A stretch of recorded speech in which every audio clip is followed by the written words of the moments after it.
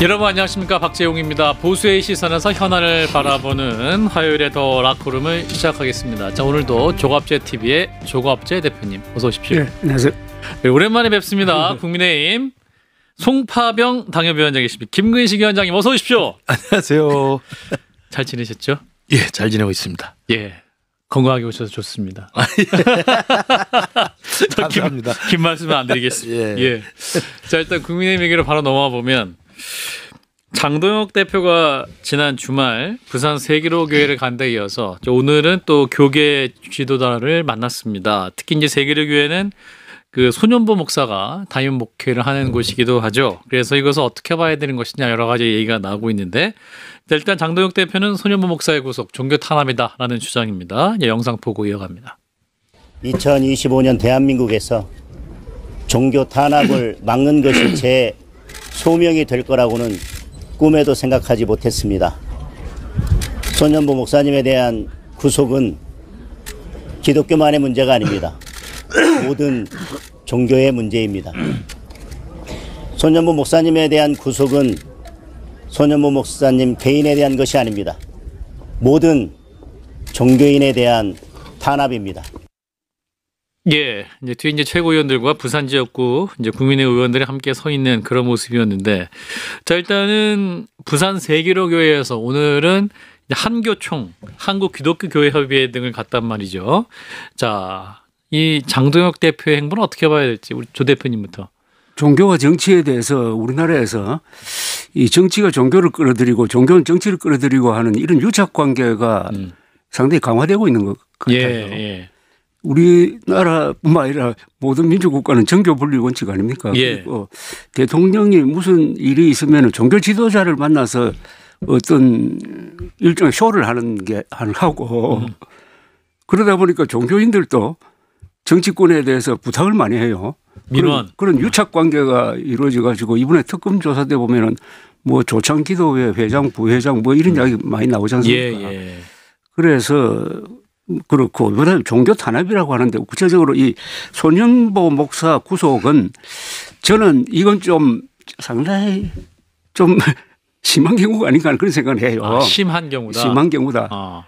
이걸 구속 사안이냐 말입니다. 거기 차라리 정면 대응을 해가지고 저 탄핵 문제에 대해서 또는 부정선거 음모론에 대해서 이분이 한 행위를 가지고 영장 청구를 했으면 몰라도 예. 그것보다 훨씬 낮은 좌담회 형식의 뭘 가지고 그렇더라고요. 그러나 이분이 지난 탄핵 국면에서 부정선거 음모론을 주장한 분이에요. 예. 그런데 탄핵에는 반대했다가 딱 4월 4일 되니까 그 뒤에는 더 이상 안 하시더라고요. 예. 그래서 그만한 이게 자제도 하신 분이라서 어쨌든 이런 큰 교회가 부정선거 음모론이라는 거짓말에 넘어가서 목사가 넘어가면 교인들도 같이 넘어가잖아요. 예. 이거 한국 교회에 앞으로 큰 문제를 하나 남겼습니다. 일단 구속한 게 이제 특검은 아니고 이제 검찰인데 네. 부산 예, 특검은 부산지방법원 부산지검인데, 자 우리 예. 저도 그 기독교인이고 크리스찬이기 때문에 이 부분에 대한 고민들이 좀 컸는데, 예. 조 대표님 말씀대로 일단 구속까지 할 사안이냐 다른 면에서는 좀 의아스럽긴 해요. 구속이라는 게 다 아시지만 범죄 혐의가 소명이 되고 도망 도주의 우려가 있고 증거인멸의 우려가 있어야 되는데, 물론 혐의는 이제 선거법 위반으로 굉장히 혐의는 소명이 잘 된 것 같아요. 이건 공개 방송에서 한 거니까. 예. 그러니까 우리나라 공직선거법이 굉장히 엄격합니다. 저도 선거를 치러 본 사람이고 정치판에 있는 사람이기 때문에 공직선거법이 너무 섬세하게 이 입과 발과 손을 묶어놔가지고 그렇죠. 예. 걸면 걸려요. 그렇죠. 정말 무서워요. 저는 이건 언젠가는 좀 풀어야 된다고 생각하는데, 어찌됐든 현행법이 그래요. 그래서 공직선거법상 사전선거운동에 명백히 되긴 됩니다. 이제 그러나 그러게 하는데 과연 도주하실까 이분이. 그다음에 이제 그 기사를 보니까 증거인멸 우려가 있다. 아니, 도주의 우려가 있다고 그래서 구속을 시켰더라고요. 예. 판사님이 영장을 발부한 게 도망할 우려가 있었다는 거예요. 뭐 다른 우리들이 모르는 뭐가 있었는지 모르겠지만 저는 도주의 우려가 있다고 그래서 그렇게 대형교회 목사님을 구속을 시켰다는 게 일단 납득은 안 가지만 뭐 어쨌든 영장이 발부됐으니까 어떡하겠습니까? 예. 그건 당연히 뭐 수용을 하는 건데, 장다영 대표가 가서 부산에 가서 현장 최고위원회도 부산에서 하고 이제 기독교 전체 탄압으로 이제 등치화 시키고 있는데 저도 이제 개인적으로 그 계엄 이후에 탄핵 국면에서 이른바 세이브 코리아를 주도했던 목사님이기 때문에 이것 좀 고민을 해봤습니다만 저 세이브 코리아 손현보 목사님이 전국을 돌아다니면서 장동혁도 왔었고 그때 저 전한길도 왔었고 많은 사람들의 탄핵 반대 집회를 대규모로 했었던 그 기본 동력은요. 제가 알기로는 그 전해에 있었던 차별금지법 반대 집회가 있었어요. 예. 아실 거예요. 기독교 방송이니까 아실 거예요. 그러니까 저도 우리 교회에서 그걸 다 들었는데 민주당 진보지정에서 추진하는 차별금지법이라는 게 있습니다. 이게 이제 동성애를 허용하는 법이에요. 그러니까 성경의 교리랑 완전히 배치되는 거죠. 그래서 1,000만 기독교인들은 아주 거의 대궐기를 해서 한 그때 제가 알기로 한 200만 정도 집회에 참여했습니다. 네. 그 집회를 주도한 사람이 손현보 목사예요. 예. 그러니까 그 기독교의 동력을 밑바탕으로 해서 탄핵 반대 집회를 했던 거라는 저는 생각을 하고 그러나 이제 그때 차별금지법에 반대했던 기독교인의 순수한 신앙적 입장하고 탄핵 반대라고 하는 정치적 입장하고 좀 다른 겁니다만 그 동력이 연결되어 있었다는 말씀을 드리고요. 또 하나는 이제 그리고 이제 그 지금 우리나라의 이른바 극우적 성향을 보이는 이른바 이제 윤어게인 성향의 분들을 제가 이렇게 개인적으로 저도 정책자니까 분석을 해보면 이제 좀 나이 드신 영남 지역의 그 공화당 박정희 대통령 공화당 때부터 또 전두환 대통령이 민정당 때부터 당원을 오랫동안 했던 분들이 보수 괴멸에 대한 이 수치심 때문에 예. 배신자론에 좀 빠져 있는 게 하나 있고요. 뭐 설명을 하면 좀 깁니다만 또 하나가 이 젊은 남성들이 이제 서부 지역 난동 사태처럼 하잖아요. 예. 그런 것들의 한 배경에는 뭐가 있냐면 기독교인 젊은 청년 기독교인들이 갖고 있는 공산화에 대한 우려가 있습니다. 실제로. 그러니까 그 신앙심이 강한 기독교인들이 가장 무서워하는 게 공산당이거든요.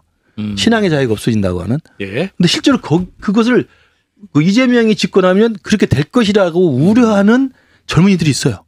저도 많지는 않지만. 보셨군요. 네. 예. 그리고 그 사람들이 제가 분석하기로는 윤석열이 석방됐을 때 과잠을 입고 나와서 포옹했던 사람들입니다. 예.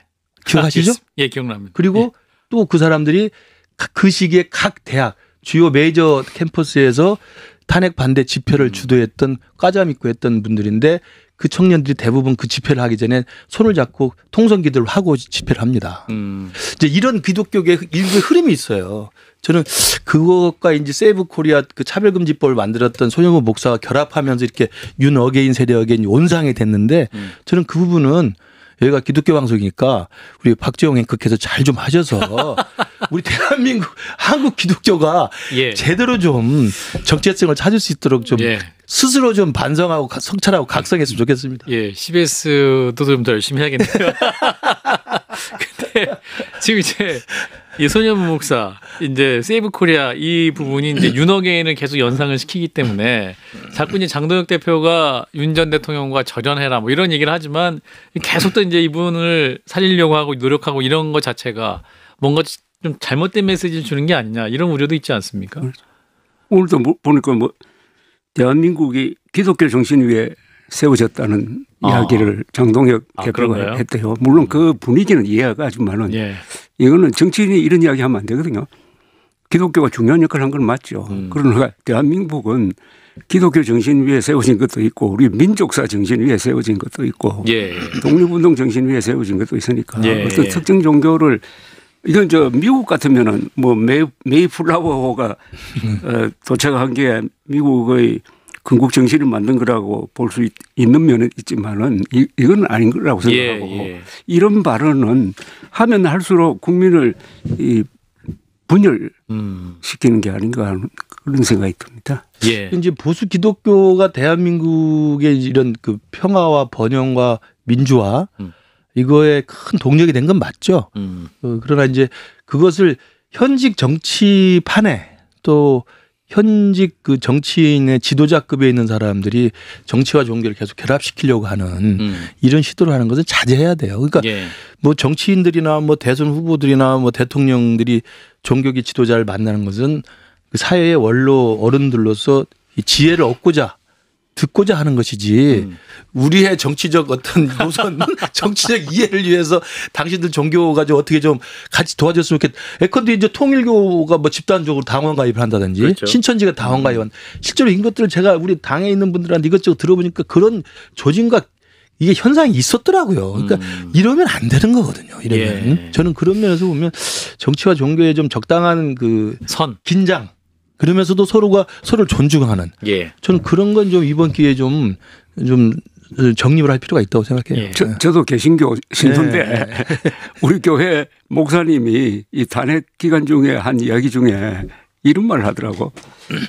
교회가 정치화되는 거는 교회가 하나님의 몸이라고 그러잖아요. 그죠?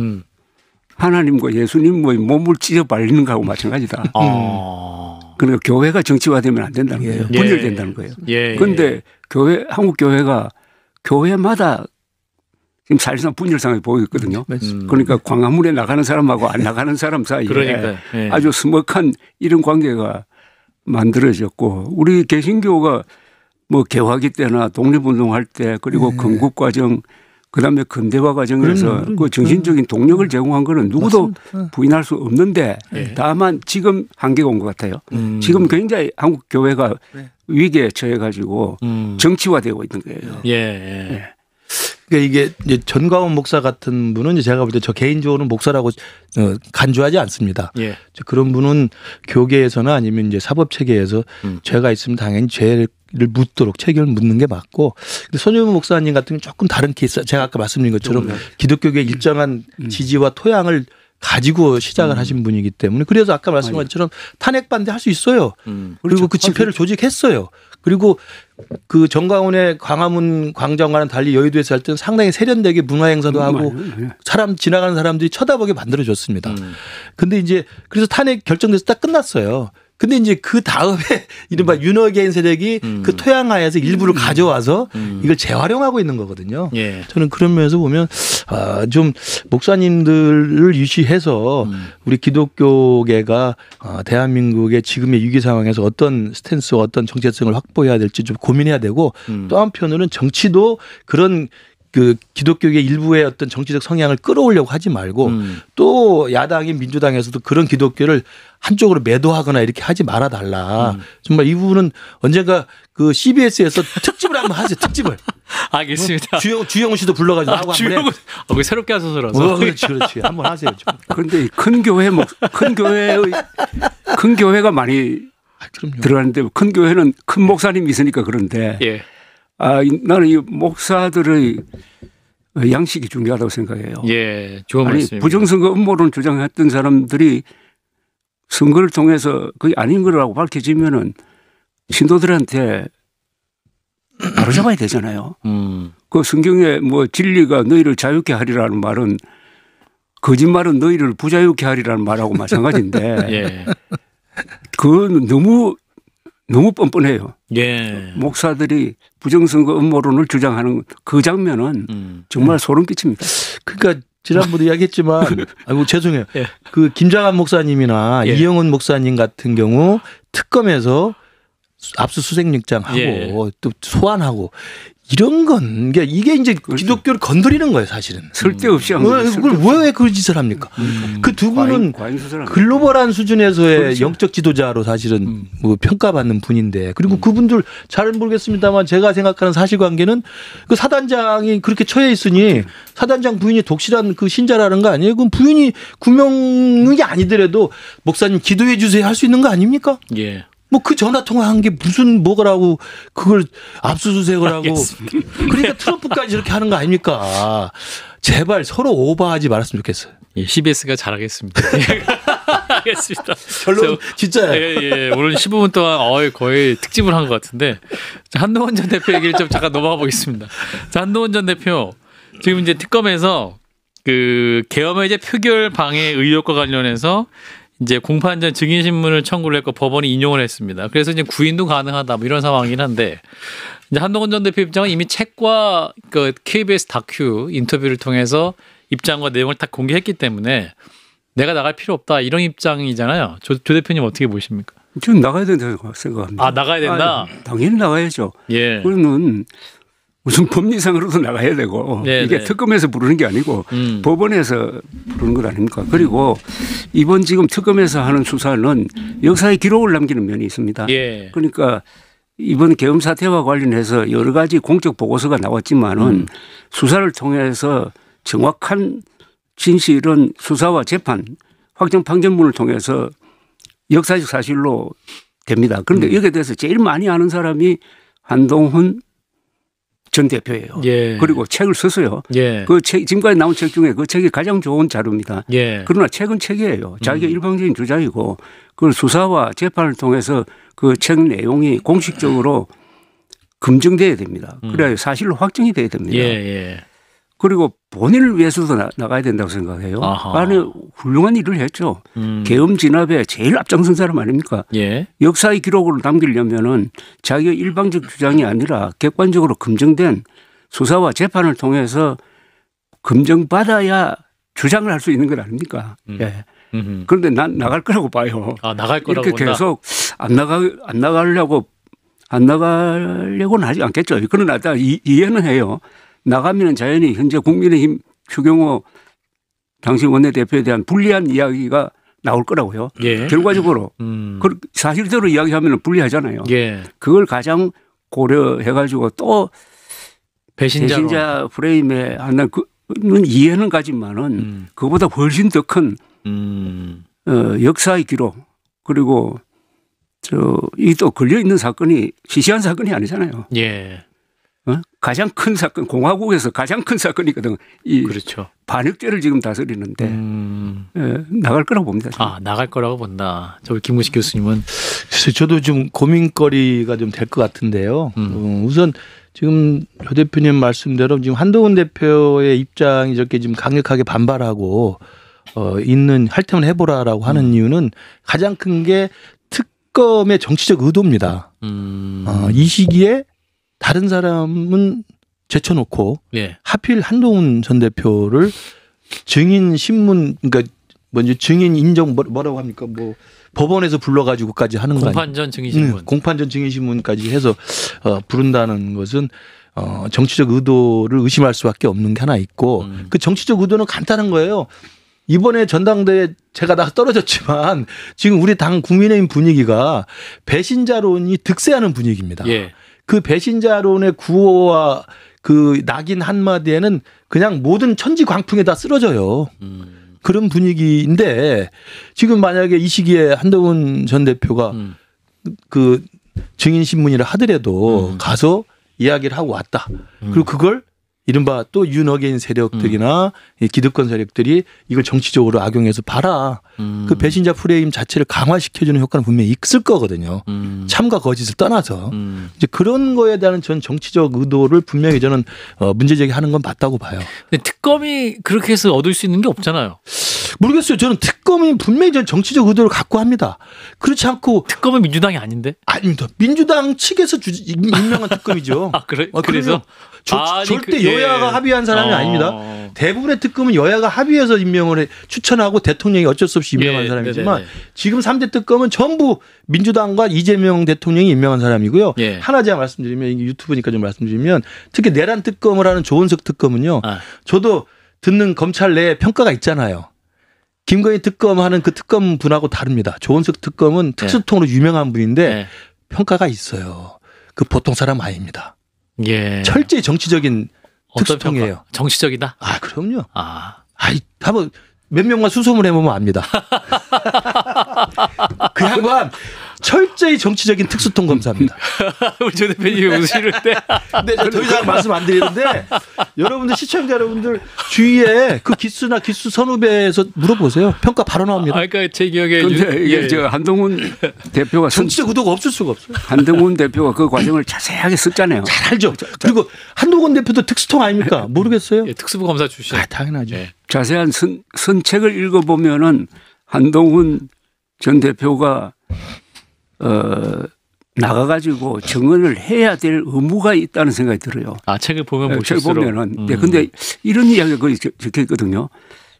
계엄 진압된 이후에 윤 대통령하고 이야기하는 과정에서 윤 대통령이 국회 해상권을 갖고 있다는 생각을 하고 있다는 느낌을 받았다. 이런 이야기가 있어요. 그 헌법에 이미 없어진 없는데 내용인데 5공화국 때 없어졌는데 오해하고 있는 것 같다. 그동안에 윤석열 대통령이 쭉 이야기하는 거 보면은 마치 계엄 선포권이 고유 권한인 것처럼 그렇게 이야기를 하거든요. 예. 그러니까 이분이 헌법 지식이 어느 정도 있는지 그리고 계엄 해제를 공식적으로 국무회의 의결을 거쳐서 해야 되는데 그 시간이 좀 늦어진 상황을 설명을 하면서 이왕 저질러 놨으니까 끝까지 간다라고 하는 그런 심리가 있을지도 모르겠다. 그래서 계엄 해제가 늦어지는 데 대해서 상당히 불안하게 생각했다는 거예요. 맞아요. 예. 이 부분은 이번 특검이 다루는데 굉장히 중요한 부분 아니겠습니까? 그리고 계엄의 진짜 원인이 뭐냐? 진짜 동기가 뭐냐? 반국가 세력 척결이냐? 부정선거 발본 세곤이냐가 아니고 김건희 씨 보호냐? 12월 10일로 예정되어 있던 김건희 특검법이 한동훈 세력의 이탈로 해서 통과될지도 모르겠다는 그 공포심이 12월 3일 계엄 뭐 진짜 원인이 아니냐 하는 이런 의문도 있어요. 예. 그래서 지금 특검에서 윤석열 전 대통령에 대한 공소장도 변경할 가능성이 있다는 거 아닙니까? 예. 그 내용을 집어넣기 위해서 그런 것에 대해서 제일 정확한 진술을 할 수 있는 분이 지금 말하는 당내 사정, 배신자 프레임 이걸 의식을 해가지고 안 나간다면은 나중에 상당히 크게 비판을 받을 수도 있다고 생각합니다. 아하. 내년에 지방선거 끝나고 전당대회 다시 해서 당대표 된 다음에 출석해서 하는 걸로 하죠 뭐. 그때 특검이 끝나잖아요. 내년 저 같은 지방선거 경우도, 끝나고 네. 아니면 알겠습니다. 뭐 그 연말이 비대가 될 수도 있으니까. 알겠습니다. 자, 일단 한동훈 전 대표의 선택은 일단 지켜보시고요. 자, 권성동 전 원내대표. 자, 이분이 이제 구속 여부가 곧 판가름이 날 것으로 보입니다. 오늘 오후 2시부터는 영장 실질 심사를 받고 있고 어떻게 될까요? 이게 만약에 구속될 경우에 국민의힘에 어떤 파장이 있을 것이냐? 뭐 이제 현역 그 중진 의원 이제 첫 1호 이제 구속이 되겠죠. 네네. 근데 저는 영장은 저는 결과를 봐야 된다고 봅니다. 발부 안 될 수도 있다. 네, 왜냐하면 우리나라 굉장히 민주화된 사법 시스템을 갖고 있고요. 영장 그러니까 유죄 무죄는 재판 가서 확인하는 거고 영장은 구속의 사유가 되느냐 안 되느냐 하는 거거든요. 그러니까 증거인멸, 도주의 우려, 뭐 범죄 소명인데 범죄 소명은 뭐 특검이 나름대로 증거를 갖고 있겠죠. 그러나 도주는 뭐 불가능한 거 아닙니까? 권성동 정도 얼굴이면은 그렇죠. 이제 증거인멸인데 예. 그 증거인멸에 관련해서 권성동 의원은 본인이 나 불체포 특권 뒤에 안 숨는다. 본인이 가서 가표 던졌고 예. 했어요. 그러면 판사 입장에서는 저 정도면은 뭐 그냥 불구속 상태로 기소해서 재판을 받는 것도 피의자 인권 차원의 피의자 우선의 원칙에서는 맞다고 볼 수 있어요. 그래서 저는 그래서 꼭 구속이 될 거라고 저는 보지는 않습니다. 물론 뚜껑을 열어봐야 되지만 네. 가능성 낮다. 네. 조 대표님. 지금 말씀하신 대로 증거인멸의 가능성은 뭐 있을지 없을지 모르겠지만 도망 염려는 확실히 없거든요. 그러면은 구속하려면 범죄의 소명이 확실하다. 그런데 권성동 의원이 아주 자신만만하게 난 돈 안 받았다 하는데 그걸 뒤집어 엎을 만한 무슨 계좌 추적이라든지 무슨 찍어놓은 이런 게 영장 담당 판사를 설득시킬 수 있을 정도가 제출되느냐 거기서 결정되겠죠. 왜냐하면 이제 우리 조 대표님은 이제 정치 현장을 직접 우리 정치 현장에 있잖아요. 이 돈을 주고받는 건 증거가 없어요.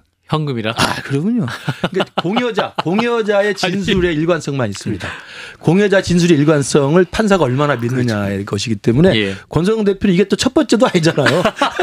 맞습니다. 그러니까 이거 참 웃어야 될지 울어야 될지 이거 검사 경력 유튜브니까. 알겠습니다. 검사 경력도 있으신 분이니까 끝까지 정말 부인할 수 없는 증거가 나오기 쉽지가 않아요. 현금을 주고받는 것이고 그렇기 때문에 그 범죄 소명을 판사한테 설득할 만한 특검의 그 확실한 뭐 에비던스가 있는지 잘 모르겠어요. 그렇다면 결국 이제 공여자의 일관된 진술, 그 다음에 이제 증거인멸의 우려, 도주의 우려이기 때문에 예. 전 뚜껑 열어봐야 된다고 봅니다. 아. 물론 이제 그 특검에서는 뭐 이래저래 많이 했고 제가 볼 때 좀 걸리는 것은 증거인멸 우려로 기사가 나오는 게 그 예. 사건 터진 이후에 무슨 전화 있잖아요. 보좌관을 통해서 네. 그렇죠. 다른 그렇죠. 뭐 차명폰인가 뭐 대포폰으로 전화를 했다는 건데 예. 이게 좀 걸리긴 하는데 예. 어찌됐든 결론을 봅시다.